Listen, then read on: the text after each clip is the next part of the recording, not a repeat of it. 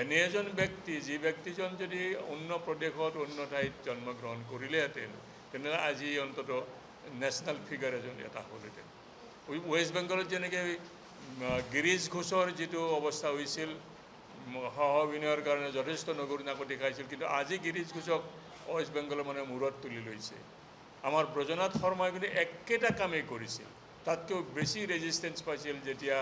সহ অভিনয় কৰিছিল ডুমডুমাত 1933 চনত কিন্তু তাত যেনেকৈ গিৰিশ ঘোষৰ ওচৰত থিয় হ'বলৈ ৰামকৃষ্ণ পৰমহংস আহিছিল ইয়াত অসমত কোনো ৰামকৃষ্ণ পৰমহংস নাছিল কাৰণে ব্ৰজনাথ তেনেকৈ আজি আগুৱাই বা অসমৰ মানুহৰ শ্ৰদ্ধাৰ যিমানখিনি পাব লাগিলে সেইখিনি পোৱা নাই ব্ৰজেশ শৰ্মাটো এটা কথা সকলোৱে কৈছে আমি কৈছোঁ যে কো এক্টিং সহ অভিনয় ঘোষণা কৰি যথেষ্ট ডাঙৰ কাম কৰিছিল কিন্তু আৰু এটা কথা খুব কমেই কয় যে ব্ৰজনাথ শৰ্মাই যিটো কাম কৰিছিল নাৰীকতো সম অধিকাৰ দিলেই পুৰুষৰ সমানে মঞ্চত আগতে যি নাৰীয়ে নাটক চোৱাটো নিষেধ আছিল সেই নাৰীক মঞ্চত তুলিছে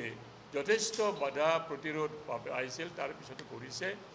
ইয়াৰ দ্বাৰা ডাঙৰ কথাটো হ'ল যিটো কথা কোনেও কোৱা নাই যে অসমৰ যি নাৰী মুক্তিৰ আন্দোলন ব্ৰজনাথ শৰ্মাৰ সেই পদক্ষেপ নাৰী মুক্তি আন্দোলনৰ প্ৰথম ভিত্তিপ্ৰস্তৰ বুলি ক'ব পৰা যায় সেইটো কথা কিন্তু আমাৰ ক'তো তেনেকৈ হোৱা নাই আৰু আন এটা কথা দুখ লগা কথা ব্ৰজনাথ শৰ্মাই যিমান কষ্ট কৰি তেওঁৰ যিটো দ্বিতীয় থিয়েটাৰ যিখন প্ৰথমখন আছিলে শিলা কালিকা অপেৰা পাৰ্টি এখন যাত্ৰা আছিলে আৰু দ্বিতীয়খন হ'ল শিলা কালিকা অপেৰা পাৰ্টি 21 চনত কৰিছে 1921 চনত আৰু সেইটো 3-4 বছৰ পিছত ভাঙি যায় 1924 চনত ভাঙি যায় কিন্তু তাৰপিছতে 1930 চনত যিটো আসাম কোহিনুৰ অপেৰা পাৰ্টি কৰিছিল সেইটোৰ দ্বাৰা এটা ডাঙৰ কাম হৈছিল এইটোৱে যে অসমৰ যিবিলাক মানে নাট্য প্ৰতিভা গাঁৱে ভূঞে সিঁচৰতি হৈছিল তেওঁ লিখি থৈ যোৱা কথা এইটো যে সেইখিনিয়ে যাতে মানে নাট্য প্ৰতিভা বিকশিত হয় আৰু বিকশিত হোৱাৰ পিছত যে অভিনয়ক যাতে জীৱিকা হিচাপে গ্ৰহণ কৰিব পাৰে অসমৰ শিল্পীসকলে এইটো ডাঙৰ তেওঁৰ আছিল মানে চাৰিখন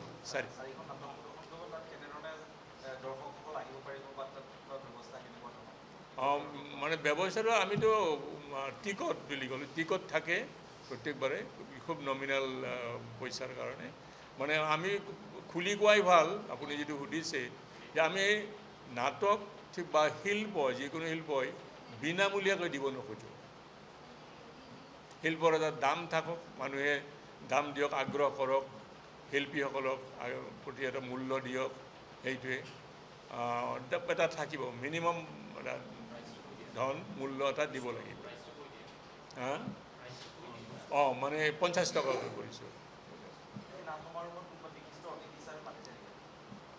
এইবাৰ আমি মাতিব নোৱাৰিলোঁ বিশেষ অসুবিধাত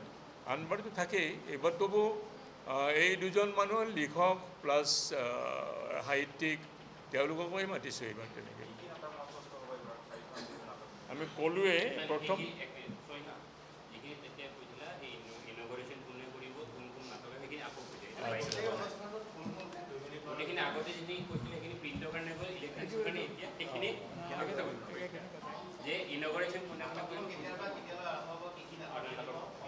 আচ্ছা এবাৰ ক'লোৱে আকৌ যদি ৰিপিট কৰিবলৈ কৰি দিছে ফেষ্টিভেলটোতো আমাৰ নাট সমাৰোহটো নাট সমাৰোহটো 12 ছেপ্টেম্বৰত আৰম্ভ হ'ব 4 দিন চলিব 15 ছেপ্টেম্বৰলৈকে 2024 তো নাটক হ'ল প্ৰথম দিনাখনৰ নাটক হ'ব এইটো ইতিমধ্যে কৈছোঁৱে মই যে এইটো পঞ্চদশ বাৰ্ষিক ব্ৰজনাথ শৰ্মা সোঁৱৰণী আন্তঃৰাজ্যিক নাট সমাৰোহ গতিকে প্ৰথম দিনৰ নাটক হ'ব PIL 99 সেইদিনা নাটকখন 6:45 আৰম্ভ হোৱাৰ কাৰণে কিন্তু ইনগ্ৰেশ্যন ফাংচন থাকিব যে অলপ দেৰি হ'ব পাৰে আনকেইদিন হ'ব 6:45 13 তাৰিখে হ'ব দ্ৰোহী নাটক 6:45 হ'ব সেইখন নাটক সমাহাৰী নাট্যগোষ্ঠীয়ে কৰিব 14 তাৰিখে হ'ব জাগিৰোড নাট্যগোষ্ঠীৰ কৰিব ইমান ধুনীয়া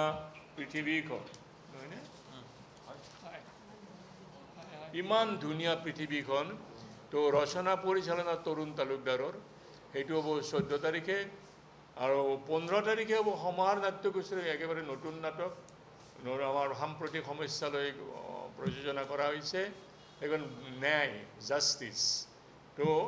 এইখিনি হ'ল কাৰ্যসূচী ইতিমধ্যে সাংবাদিক বন্ধুৰ প্ৰশ্নত ক'লোৱে আমাৰ তাত টিকট থাকিব টিকটৰ ন্যূনতম মূল্যটো কৈছোঁ 50 টকা আৰু এইটোৱে হ'ল কাৰ্যসূচী আৰু অনুষ্ঠান উদ্বোধন কৰিব বিশিষ্ট ৰাজনীতিবিদ লিখক ঔপন্যাসিক চিন্তাবিদ হেমেন দাস ডাঙৰীয়াই আৰু সৌভিনীৰখন স্মৃতিগ্ৰন্থ উন্মোচন কৰিব বড়ো সাহিত্য সভাৰ প্ৰাক্তন সভাপতি তৰেণ বড়ো ডাঙৰীয়াই ডিষ্ট্ৰিক্ট লাইব্ৰেৰী জিলা পুথিভঁৰাল মই বাৰু স্থানটো কোৱা নাই কিজানি কিন্তু ইয়াত আছেতো সেইকাৰণে জিলা পুথিভঁৰালত হ'ব আৰু শেষৰ দিনাখনৰ নাটক সেইটো যিহেতু দেওবাৰ আৰু আমি নতুন নাটক হ'লে কৰোঁ দুটা দৰ্শনী কৰোঁ প্ৰথম দৰ্শনীটো হ'ব 4:45 আৰু দ্বিতীয় দৰ্শনীটো হ'ব 7 বজাৰ পৰা যাতে মানুহ আহিব পাৰে যিকোনো খবৰৰ বাবে যোগাযোগ কৰক 7099017330 অথবা 7099017390 নম্বৰত